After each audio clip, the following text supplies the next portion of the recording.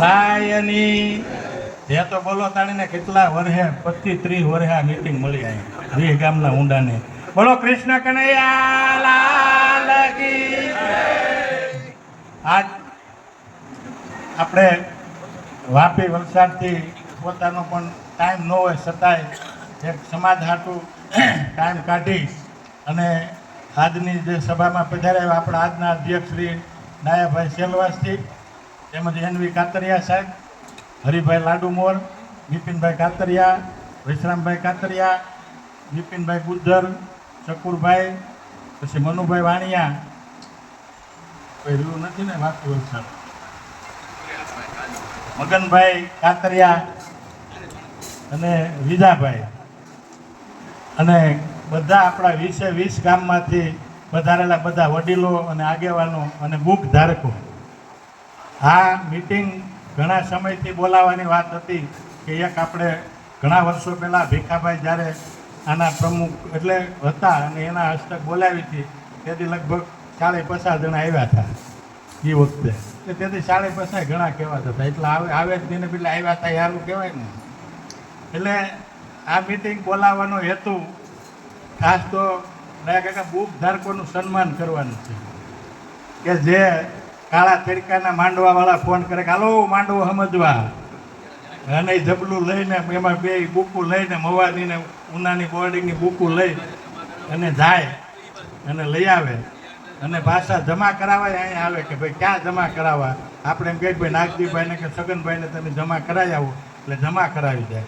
અને જે કાંઈ અત્યારે ભંડોળ છે હવે પછી હિસાબ પણ રજૂ થાય.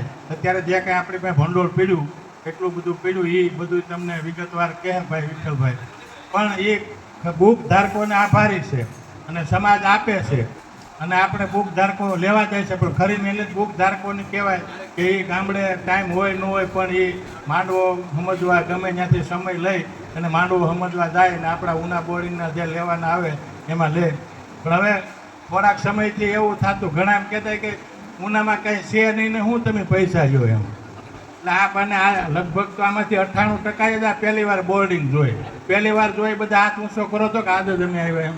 આ બધા વાહે ખોટા છે કોઈ એટલા બોર્ડિંગ જોઈ જાય જો બધા. એટલે આ વાહે તો ખાલી શરમાય છે કે આપણે હાથ નથી ઊંચો કર્યો.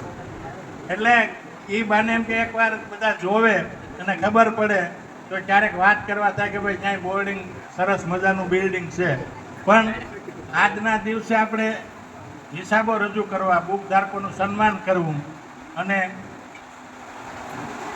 આપણી પાસે જે ભંડોળ પીડ્યું છે એ ભંડોળનો હવે પછી આપણે શું કરવું અને ક્યાં ઉપયોગ કરવો અને આગળ શું કરવું. કારણ કે આ બોર્ડિંગ છે આપણે નગરપાલિકાએ શૈક્ષણિક હેતુથી આપેલી છે એટલે આનું આપણે બીજું કાંઈ કોઈને આપી ન શકીએ.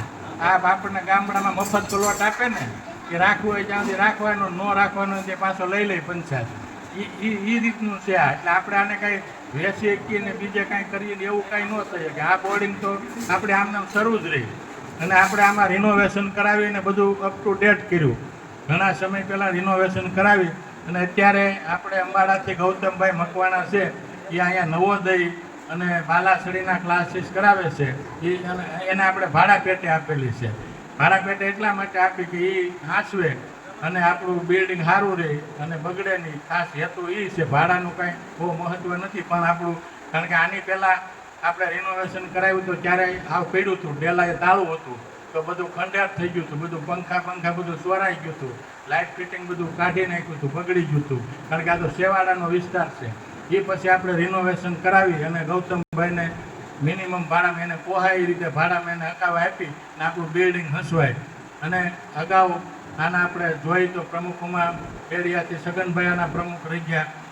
ત્યાર પછી એની યારે મોહબ્બતપરાથી લાખા હતા, પછી નગડિયાથી ઉકાભાઈ, એને દેલવાડાથી હામત હતા અને ભીખાભાઈ રત્નાભાઈ કાતરિયા ઢોકળવા. ભીખાભાઈની વિશેષ આ બિલ્ડિંગમાં પાયાના બાંધકામથી લઈ અને સ્લેબ ભરાણો ત્યાં સુધી ભીખાભાઈ પોતે પાણી છાંટવા આવતા. એને મોટરસાઇકલ આવડતી નથી તો ઢોકળવાથી બસમાં આવે અથવા કોઈ મને લાવે કે અમારે હાઈસ્કૂલમાં શકુરભાઈ નોકરી કરતા એને લાવે. ગમે છોકરાને લઈને પણ અહીં આવે.